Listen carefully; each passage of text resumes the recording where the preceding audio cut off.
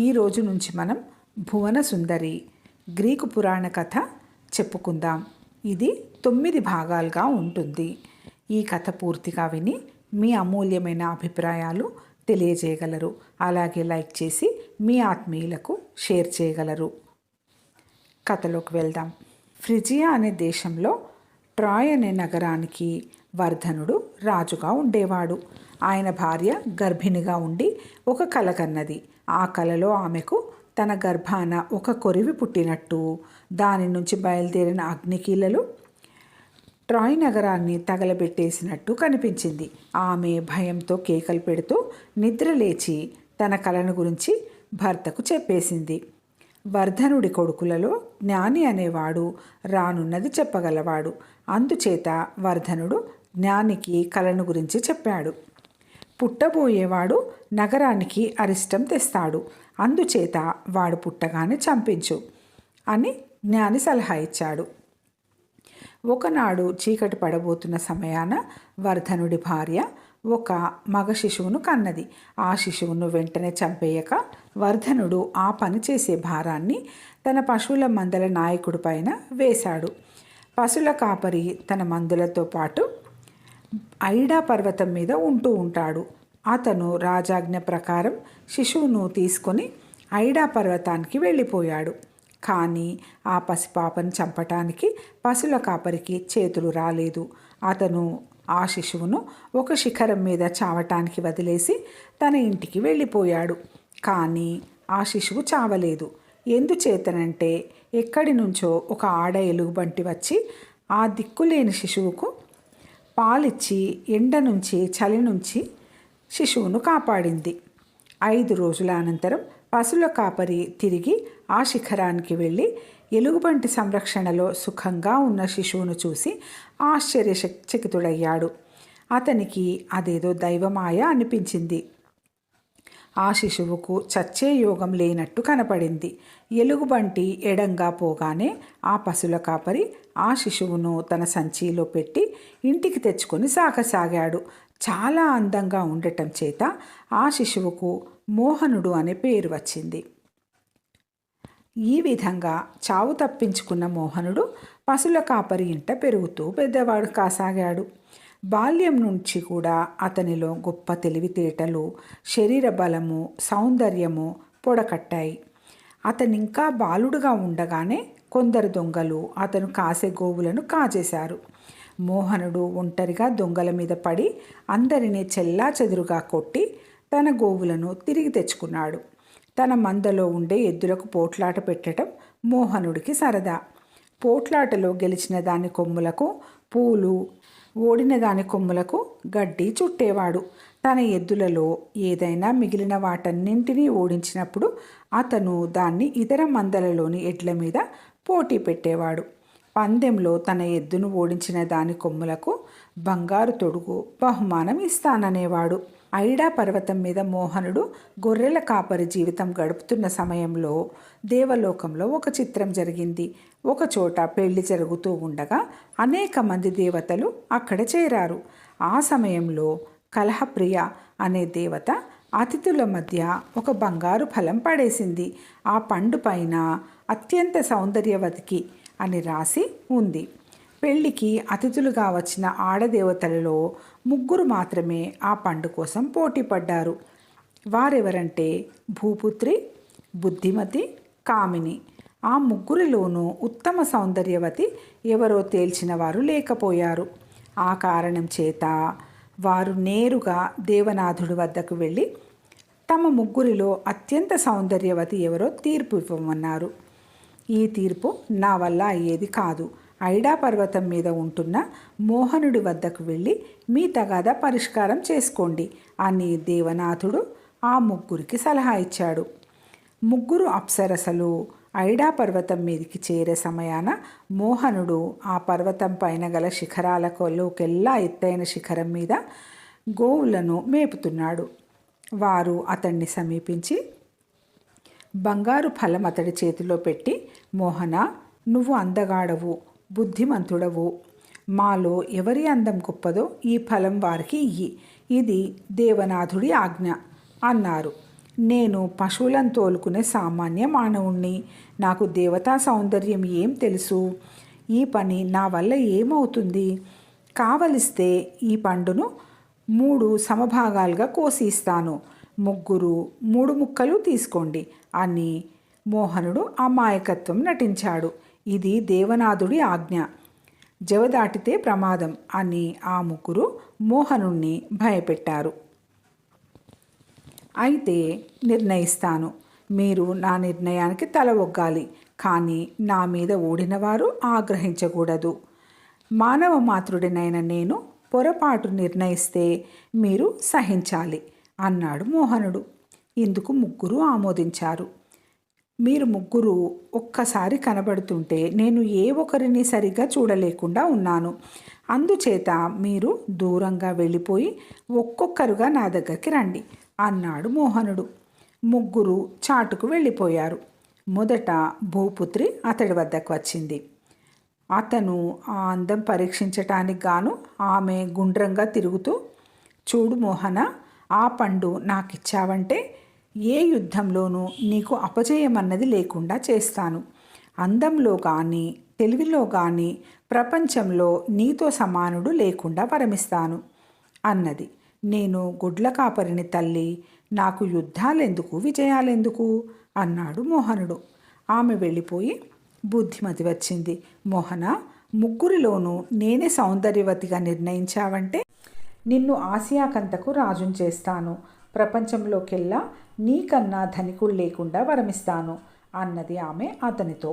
నేను లంచం పుచ్చుకొని తగాదా పరిష్కరించను, క్షమించండి అన్నాడు మోహనుడు. కామిని ఆఖరున వచ్చింది. ఆమె అతన్ని చూస్తూ, అయ్యో మోహన, ఫ్రిజియా మొత్తం మీద నీ అంత అందగాడు లేడు. అటువంటి వాడికి నిజంగా స్పార్టా దేశపు రాకుమార్తె భువనసుందరి భార్య కాదగినది. ఆమెను మించిన సౌందర్యవతి భూలోకంలో లేదు. ఆమె పేరే వినలేదు అన్నాడు మోహనుడు. వినలేదా? గ్రీస్లో ఉండే రాకుమారులందరూ ఆమెను పెళ్లాడుతామని వచ్చారు. కానీ ఆమె రారాజు తమ్ముడైన ప్రతాపుణ్ణి పెళ్లాడేసింది. కావాలంటే ఆమె నీకు లభిస్తుంది అన్నది కామిని. ఆమెకు ఇదివరకే వివాహమైందిగా, కావాలంటే మటుకు నాకెలా లభిస్తుంది అన్నాడు మోహనుడు. కామిని నవ్వి, ఏమైతే నిన్ను చూడగానే నిన్ను ఆసియాకంతకు రాజును చేస్తాను. ప్రపంచంలోకెల్లా నీకన్నా ధనికుడు లేకుండా వరమిస్తాను అన్నది ఆమె అతనితో. నేను లంచం పుచ్చుకొని తగాదా పరిష్కరించను, క్షమించండి అన్నాడు మోహనుడు. కామిని ఆఖరున వచ్చింది. ఆమె అతన్ని చూస్తూ, అయ్యో మోహన, ఫ్రిజియా మొత్తం మీద నీ అంత అందగాడు లేడు. అటువంటి వాడికి నిజంగా స్పార్టా దేశపు రాకుమార్తె భువనసుందరి భార్య కాదగినది. ఆమెను మించిన సౌందర్యవతి భూలోకంలో లేదు. ఆమె పేరే వినలేదు అన్నాడు మోహనుడు. వినలేదా? గ్రీస్లో ఉండే రాకుమారులందరూ ఆమెను పెళ్లాడుతామని వచ్చారు. కానీ ఆమె రారాజు తమ్ముడైన ప్రతాపుణ్ణి పెళ్లాడేసింది. కావాలంటే ఆమె నీకు లభిస్తుంది అన్నది కామిని. ఆమెకు ఇదివరకే వివాహమైందిగా, కావాలంటే మటుకు నాకెలా లభిస్తుంది అన్నాడు మోహనుడు. కామిని నవ్వి, ఏమైతే నిన్ను చూడగానే నీపై ఆమెకు ప్రేమ కలిగేటట్టు నేను చేయగలను. ఆ తర్వాత ఆమె ఇల్లు వాకిలి భర్త సంసారము అన్నీ మరిచి నీ వెంట పడి వచ్చేస్తుంది అన్నది. భువనసుందరి నిజంగా అంత అందగత్తెనా అన్నాడు మోహనుడు. పిచ్చివాడా, ఆమె సౌందర్యం నా సౌందర్యానికి ఏమీ తగ్గదు అన్నది కామిని నవ్వుతూ. ఆమెను నాకిప్పిస్తానని ప్రమాణం చేస్తావా అన్నాడు మోహనుడు. కామిని ప్రమాణం చేసింది. మోహనుడు బంగారు ఫలాన్ని ఆమెకు బహూకరించాడు. ఇందువల్ల మిగిలిన 2 అప్సరసలకు అతనిపైన ఎంతో ఆగ్రహం కలిగింది. కానీ వారు అతని తీర్పుకు బద్దులమై ఉంటామని మాట ఇచ్చి ఉండటం చేత తమ ఆగ్రహాన్ని దిగమింగుకున్నారు. భువనసుందరి నిజంగానే అపురూప సౌందర్యవతి, అమితమైన సౌకుమార్యం కలది. ఆమె సాక్షాత్తు దేవనాథుడికి మానిని అనే ఆమెకు పుట్టింది. ఆమె ఒక హంసగుడ్డులో నుంచి పుట్టి వచ్చిందని ప్రతీతి. బాల్యం నుంచి ఆమెను స్పార్టా రాజైన మర్దనుడు పెంచి పెద్దదాన్ని చేశాడు. ఆమెకు పెళ్లి చేయదగిన వయసు వచ్చేసరికి గ్రీసులో ఉన్న ఎంతోమంది రాకుమారులు ఆమెను పెళ్లాడగోరి స్పార్టాకు వచ్చారు. అలా వచ్చిన వారిలో దేవమయుడు, ప్రతాపుడు, భూధవుడు, రూపధరుడు మొదలైన వారున్నారు. వీరిలో రూపధరుడు ఒక్కడే ఉత్త చేతులతో వచ్చాడు. మిగిలిన వారంతా భువనసుందరికి అంతులేని కానుకలు తెచ్చారు. మర్దనుడికి పెద్ద చిక్కే వచ్చిపడింది. ఇందరిలో భువనసుందరిని ఎవరికని ఇవ్వటం? ఎవరికిచ్చినా కూడా మిగిలిన వారంతా కయ్యానికి రావచ్చు. అందుచేత ఆయన ఏ ఒక్కరికి తన కుమార్తెనివ్వనని చెప్పి సాగనంపలేదు. ఎవరు తెచ్చిన కానుకలను స్వీకరించలేదు. తనకు భువనసుందరినిచ్చి పెళ్లి చేయరని మొట్టమొదటి నుంచి స్పష్టంగా తెలిసినవాడు రూపధరుడు ఒకడే.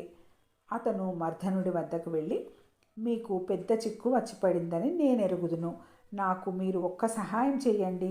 నేను మీకు వచ్చిన చిక్కు విడే ఉపాయం చెప్తాను అన్నాడు. నీకు నేనేం సహాయం చేయాలి? నువ్వు నా చిక్కు ఎలా విడగొడతావు అని స్పార్టారాజు మర్దనుడు అడిగాడు. మీ సోదరుడైన చంద్రదత్తుడు కుమార్తె పద్మముఖిని ఎలాగైనా నాకు పెళ్లి చేసేటట్టు చూడండి. మీ కుమార్తెను ఎవరికిచ్చి పెళ్లి చేసినా మిగిలిన వాళ్ళు తగాదా పెట్టకుండా నేను ఒక ఉపాయం చెప్తాను అన్నాడు రూపధరుడు. నీ ఉపాయం చెప్పు. నీకు పద్మముఖిని ఇచ్చి పెళ్లి చేసే పూచి నాది అని మర్దనుడు మాట ఇచ్చాడు. అయితే ఇలా చేయండి. భువనసుందరిని పెళ్లాడగోరి వచ్చిన రాజకుమారులందరినీ పిలవండి. ఆమెను ఎవరు పెళ్లాడినా సరే వాడికి ఇంకొకటి వల్ల ప్రమాదం వచ్చే పక్షాన మిగిలిన వారంతా ఆమె భర్తకు సాయం వచ్చేటట్టు అందరి చేత ప్రమాణం చేయించండి. అలా చేసినట్టయితే ఆమె వివాహం సాఫీగా ఎట్టి పేచీలు లేకుండా సాగిపోతుంది అన్నాడు రూపధరుడు. ఈ సూచన మర్దనుడికి నచ్చింది.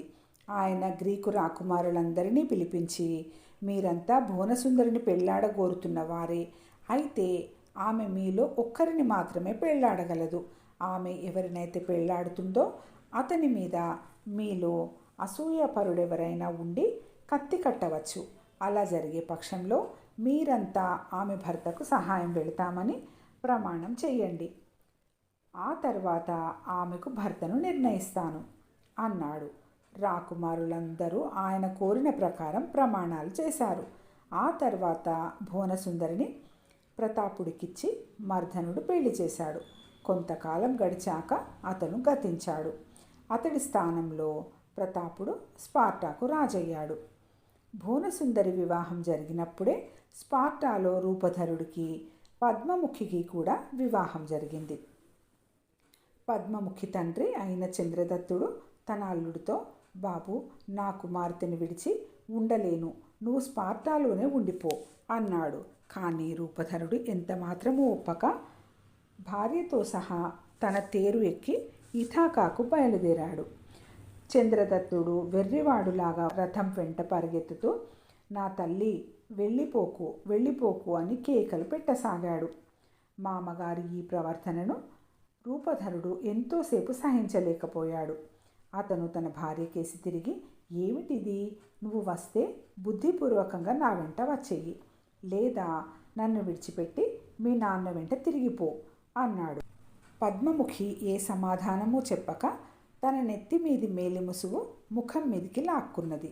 ఇది చూసి చంద్రదత్తుడు తప్పు తనదేనని, భర్త వెంట వెళ్ళిపోవటం తన కుమార్తె ధర్మమని తెలుసుకున్నాడు. ఈ సంఘటన జరిగిన చోట ఆయన తన కుమార్తె శిలాప్రతిమ ఒకటి స్థాపించాడు. ఈ ప్రతిమ స్పార్టా నగరానికి 4 మైళ్ళ దూరాన ఇప్పటికీ ఉన్నది. ఇంకా ఉంది.